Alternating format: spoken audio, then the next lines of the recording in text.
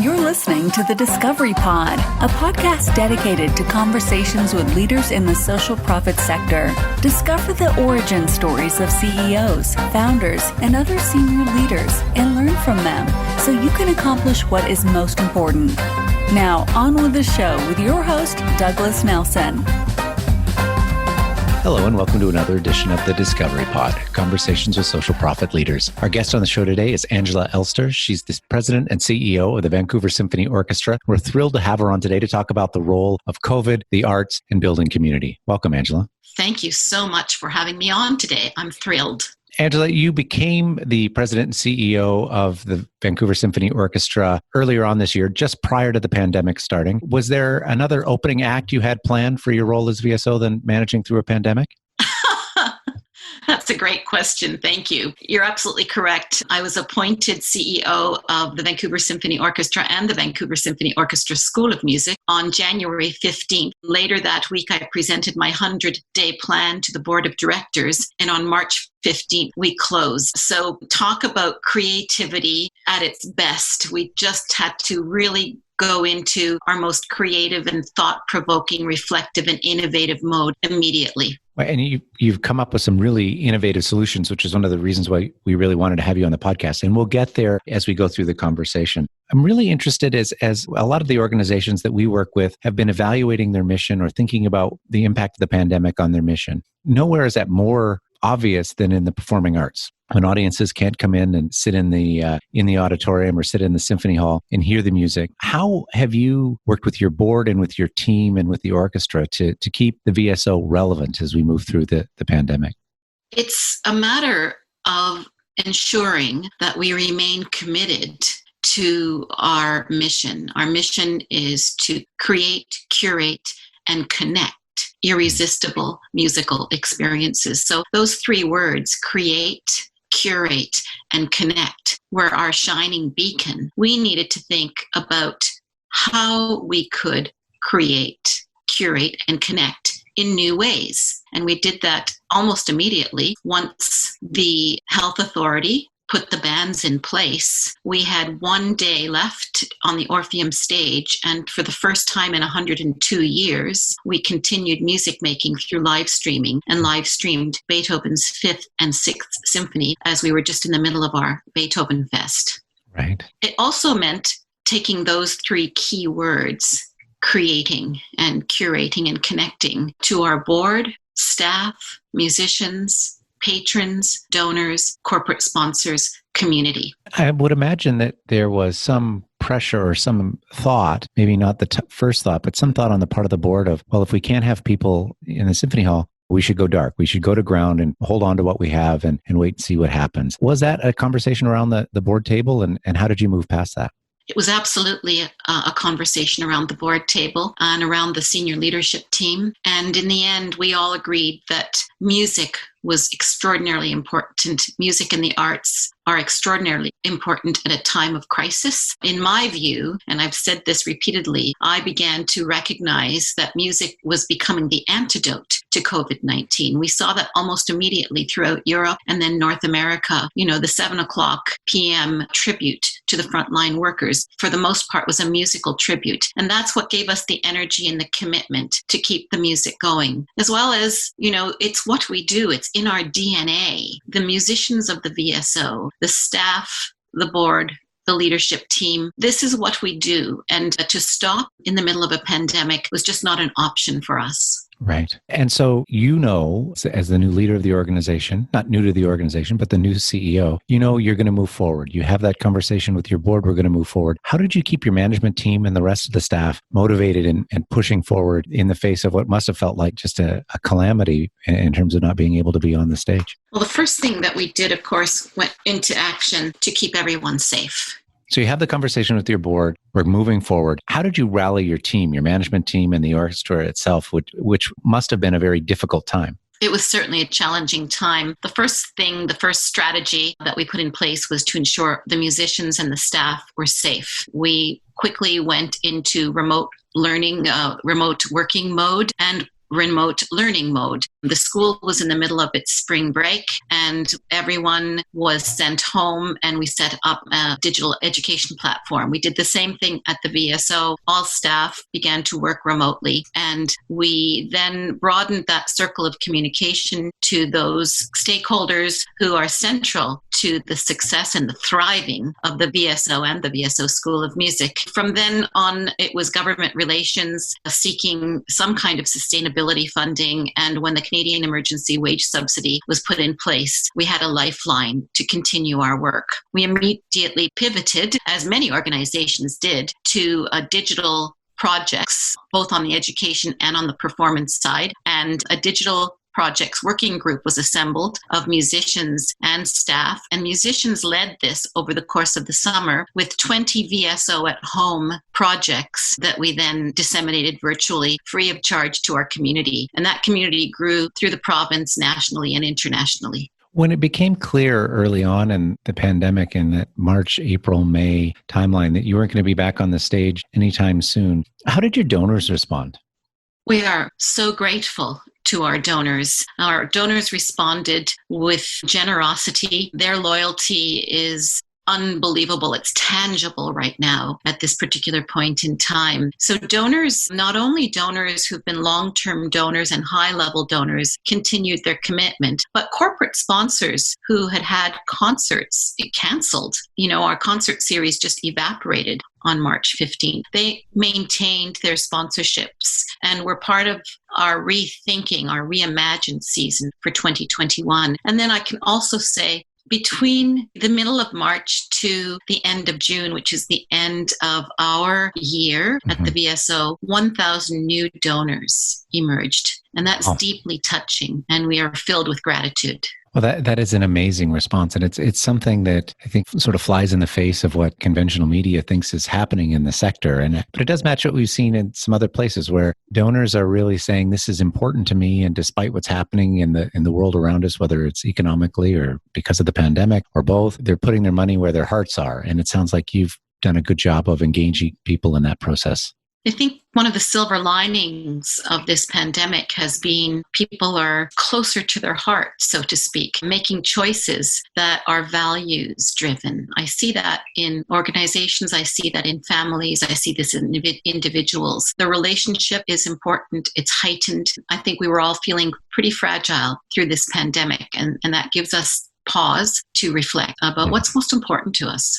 As the new leader of the organization, how were you able to put the importance of that emotional connection, and also the importance of the mission of your organization in front of donors and letting them know that this is something that they could make a difference by supporting VSO? We were authentic and honest about the fact that, in a blink, 40 to 50% of our annual revenue just disappeared. We were also honest about the fact that we're committed to keeping the music alive. And I've got to say a huge thank you, a heartfelt thank you to the musicians of the VSO who actually took time throughout the pandemic to phone donors and thank them. And that personal connection was new. Also, the VSO at Home projects, which I mentioned earlier, which the musicians created and drove, that helped donors and the general public get to know a little bit about the musicians. What do they care about? What's their family like? Do they have a dog? What do they care about? Oh, that's a beautiful living room you're sitting in. We got to see behind the curtain just a little bit. And that personal interaction made such a difference. Well, that really putting a human face on these performers that are normally only visible from your seat, looking at them on the stage. Precisely. And one of the things that among the things I wanted to talk to you about today was looking at your principles for your strategic plan. You have artistic excellence. We'd expect nothing less. But the second one really jumped out at me. It's risk-taking. Tell me how you view risk-taking as the leader of a very significant arts organization.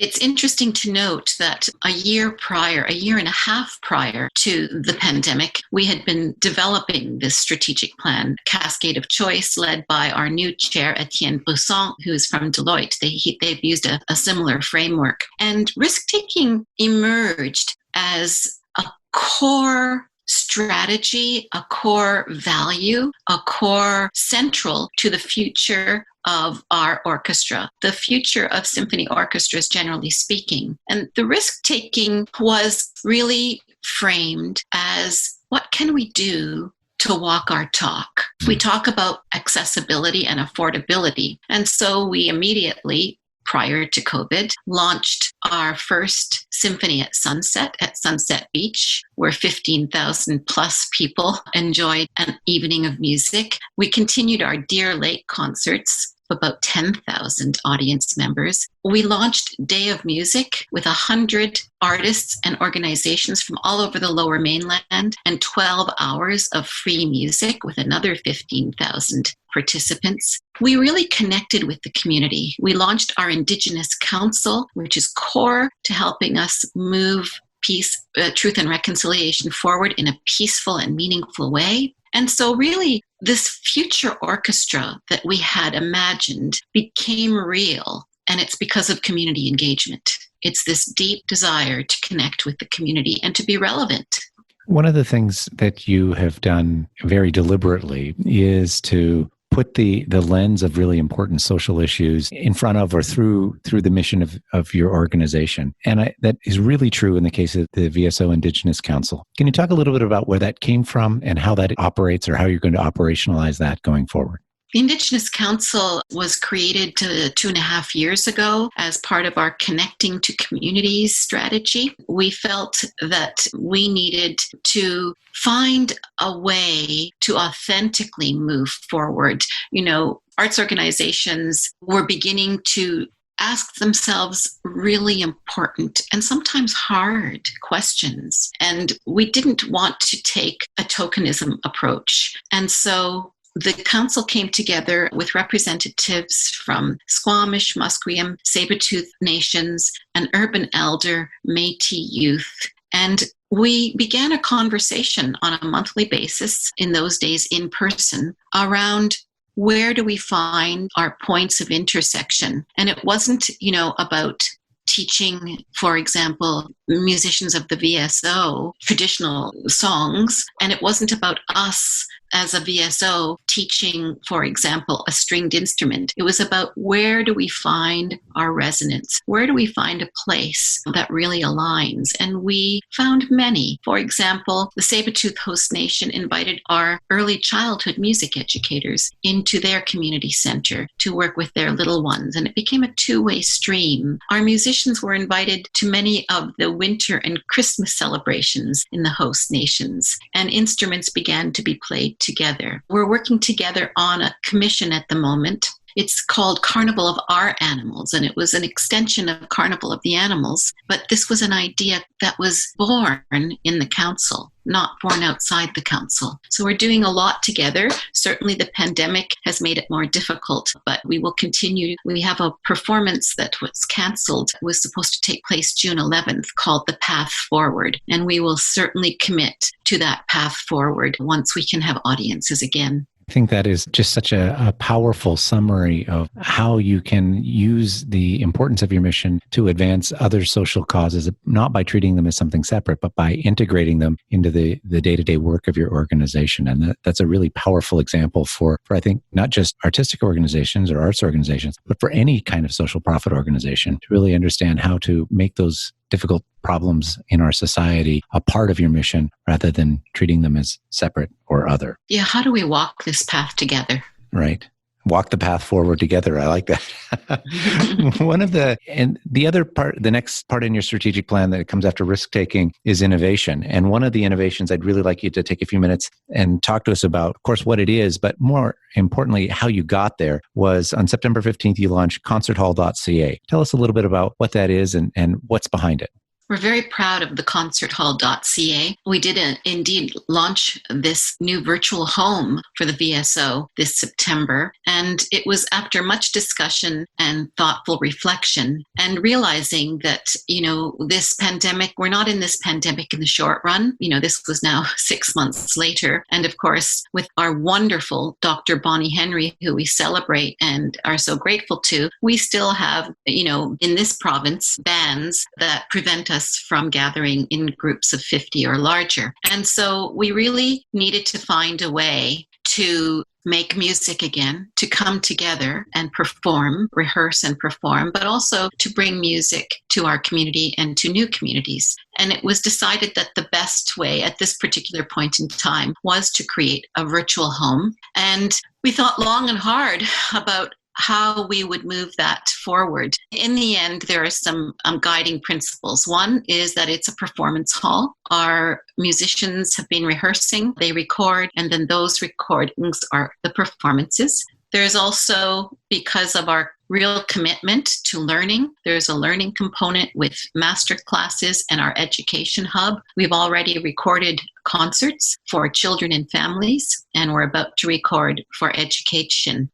We're also really open to the idea of inviting others to this space. One of the very positive elements, in my view, of this pandemic is that arts organizations have begun to get out of their silos and find really creative ways to collaborate. And so with saying that, while the concerthall.ca is the home of the VSO through this virtual season, we'd also love to enjoy that hall with other partners. So we've been speaking with Ballet BC and Bard on the Beach and Arts Club and Vancouver Opera. We've been speaking with the Art Gallery and Arts Umbrella. So there's a possibility here, I think, to find a hybrid model as we move forward. We do believe and we're committed to live performance once we're on the other side of this pandemic, but wouldn't it be wonderful to have both available to us? Well, that brings us to another point, which I know you've thought a lot about, but what does this pandemic tell us about the symphony orchestra of the future? Where is the art farm going? And as the leader of the organization, what do you need to do to get the organization there? Symphony orchestras are all about community, ensemble, bringing people together to express beauty and pain, emotion, feelings through music. That's historic. That's elemental to being human. And I think that it's not only a desire, but a responsibility of an organization such as the Vancouver Symphony Orchestra to continue to be deeply embedded in what community music making means, what ensemble means, what playing together means. It really reflects our lives. How do we do different things and complement one another? Sometimes, as you know, it's disharmony, and sometimes it's harmony, but we continue as an ensemble. So in my view, I would love to bring this organization to a place where we continue to be relevant, we expand our reach, we are key to the issues that surround us, such as mental health, improved mental health. It's serving the aging population, making sure the next generation of music lovers and musicians are supported as they grow. This is about the future. Let's not look in the rearview mirror. Let's look forward. I believe COVID has catapulted us to that place. Mm-hmm.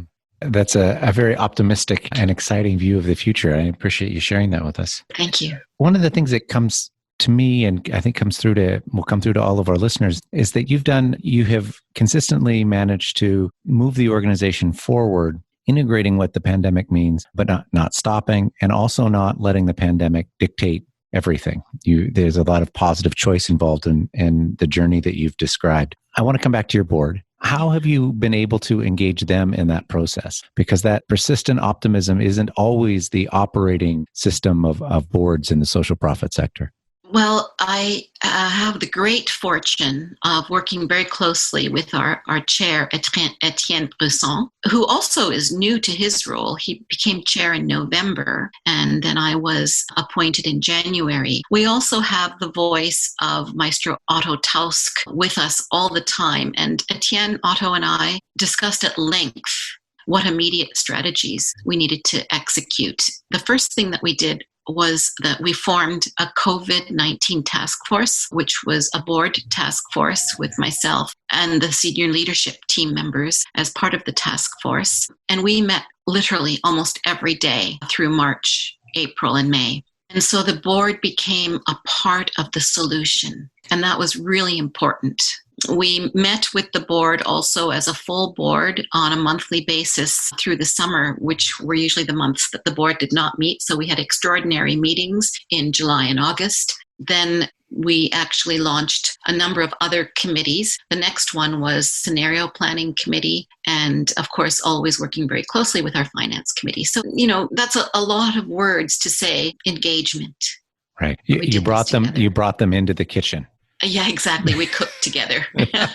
We're by no means through this, of course, but if you look back at the great journey you've traveled over the last 6 or 7 months as an organization and as a leader, what is a lesson that you've learned that you're going to take with you going forward during pandemic and well beyond?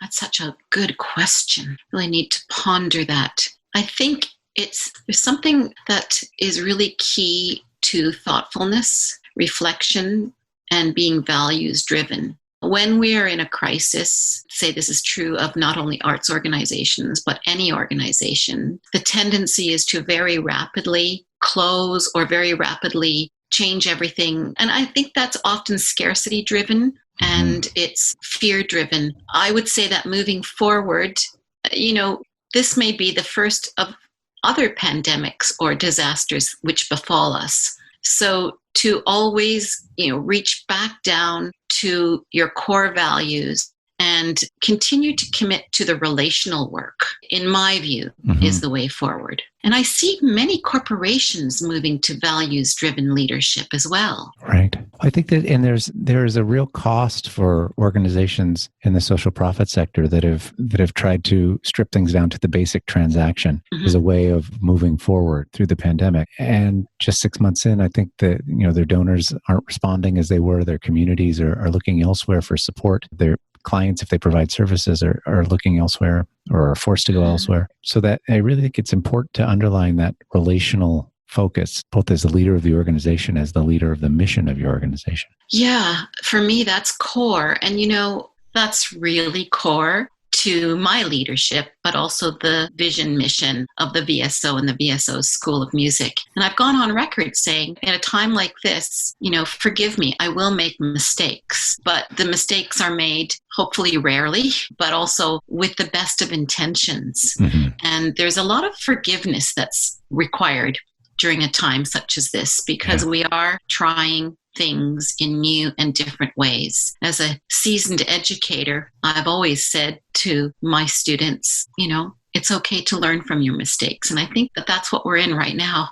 Right. It is the advantage of being an authentic leader is that your intention is factored in when you make mistakes. Right. And there's a positive assumption. Well, as we're coming to the end of this interview, I have the hardest question yet to ask you. You mentioned, the real important social issues that are facing all of us as we go through this pandemic. My question for you is, at the end of the day, I'm tired. I'm trying to avoid the news because I can't handle another run through of what's going to come at me. And I want to put on a piece of classical music that's really going to lift up my spirits. What would your go-to piece be for anyone looking to be uplifted at the end of a long day during this pandemic? Wow. I don't think I've ever been asked that question. I've got to say, because I'm so brutally honest and transparent, it would depend on the day. Sometimes it might be something like melancholy or longing, like Samuel Barber's Adagio for Strings, which so many people know through film scores. Sometimes it might be as peaceful as Bach's Violin Concerto No. 1, which we are opening with on October 16th at 7:30 with James Ennis. And maybe it'll be jazz, Oscar Peterson. Where I really go is I spend time with my dogs. That's good. Well, I appreciate that it is mood based, and that's one of the beautiful things about music. If someone doesn't know much about classical music, or if you can be a casual fan, is there a place you'd point them for? This is what you should put on to bring people together at the end of a day. Well, I think almost everyone I've spoken with, musician, seasoned musician, amateur musician, or just, someone who longs to learn more about classical music, I would always point them towards Mozart. There's such a wide range of material, and I'm very much hoping that our listeners will join us at theconcerthall.ca, because we've created a 2021 season reimagined, where much of what you're asking right now is actually central to what we're going to be presenting. We're focusing on local artists, local musicians, local composers, conductors, and of course the VSO back together again after 6 months. Well, that's great. And I encourage everybody to check that out at concerthall.ca. And thank you very much, Angela, for being part of the Discovery Pod today. Thank you so much. It's been a pleasure. Thanks for joining us on this episode of the Discovery Pod. Be sure to tune in next week for another inspiring and informative conversation. Don't forget to visit our website, thediscoverygroup.ca, for more resources. If you like what you just listened to, please subscribe and tell a friend about it. Until next time, keep working to make your organization exceptional.